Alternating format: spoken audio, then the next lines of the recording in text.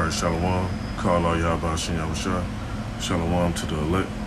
Now, this is a quick video I want to speak on, which I mentioned in the previous video about how these chariots and these UFO sightings have been increasing more and more and being seen over cities in well-populated areas and numerous people seeing them. It's not just one person catching it randomly. You got numerous people actually catching this stuff. Now, this video, I ain't gonna play it, but I got this image right here because you know how Esau do. They put a copyright strike just for sharing information on certain channels that they share on. But anyway, I got this image froze right here because I want to get this precept. I'm going to go into a few more precepts as well.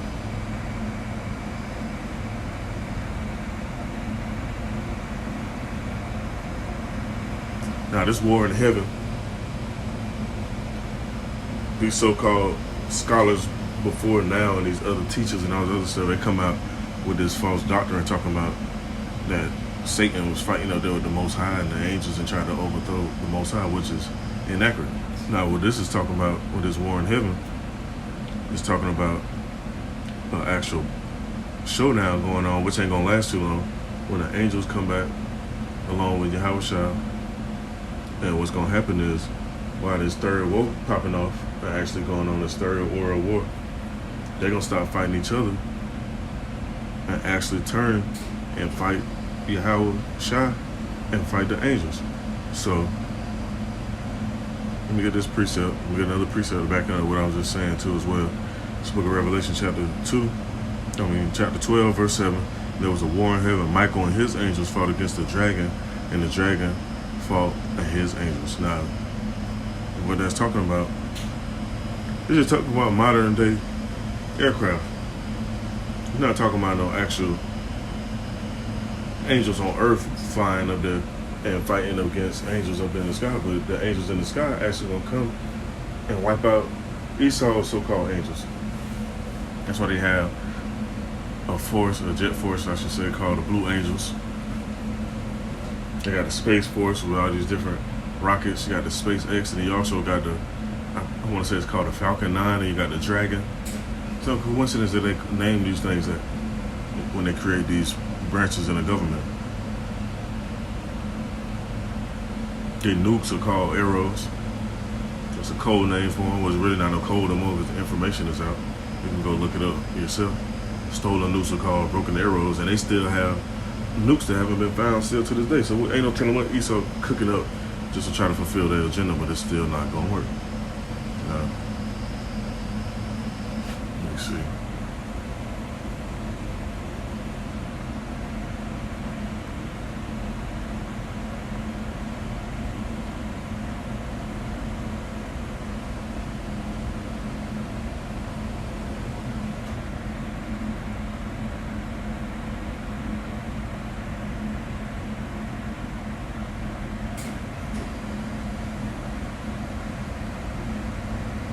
It's the book of 2 Ezra chapter 13. Let's start there. Let's see what I start at.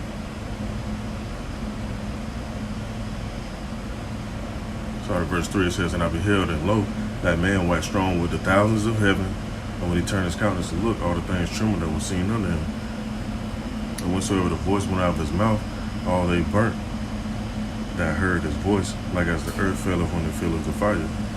And after this I beheld, and lo, there was gathered together a multitude of men out of number from the four winds of the heaven to subdue that man that came out of the sea," which Esau like to do that still to this day. They see a brown-skinned man, dark-skinned man, they get in fear and they be ready to subdue that man. They ain't subduing Yahushua and them angels when they come back though, but they gonna try to. In verse 6 it says, "But I beheld, and lo, he had graved himself a great mountain and flew upon it.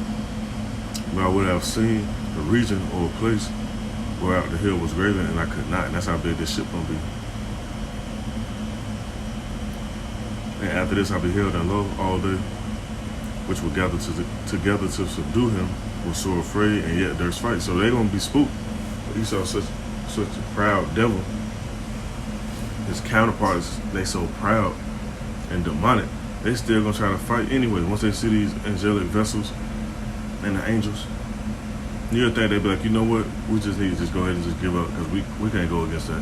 Nah, they're going to fight anyway. Now, verse 9 it says, "And lo, and he saw the violence of the multitude that came, he neither lifted up his hand, nor held sword, nor instrument of war. The only I saw that he sent out of his mouth, as it had been a blast of fire, and out of his lips a flaming breath, and out of his tongue he cast out sparks and tempests. And they were all mixed together, the blast of fire, the flaming breath, and the great tempest, and fell with violence upon the multitude, which was prepared to fight, and burnt them up, every one, so that upon the sudden of an innumerable multitude, nothing was to be perceived, but only dust and the smell of smoke. When I saw this, I was afraid. So you got to just imagine or visualize this vision that Ezra was actually having, that this was going to happen. Esau know that. That's why they trying to escape and go out of space, do all this other bullshit. And now they trying to release all these videos and saying, oh, maybe it's, somebody traveling through time that's coming back, that's driving these ships, or maybe, it's green aliens or gray man or whatever, or maybe it's a secret military project. No, it's the angels, man. The scriptures say the eyes run to and fro of the earth. The Lord's eyes are them angels. They go watch and see what's going on. Mark down everything, mark down whatever a person's saying, mark down events, whatever, everything. And they go back up to heaven, I should say, and give that report. And they don't go off, they're not going to try to fight, they're not going to try to hide nothing and lie, none of that.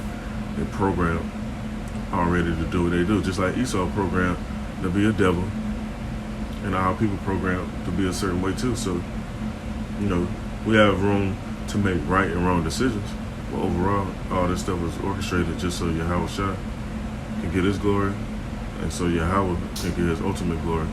And people will know who's really controlling all these events and who really had the last say so. So I just want to bring this out. I don't want righteous items edifying. Call on Yahweh Shah and Shalom to the elect.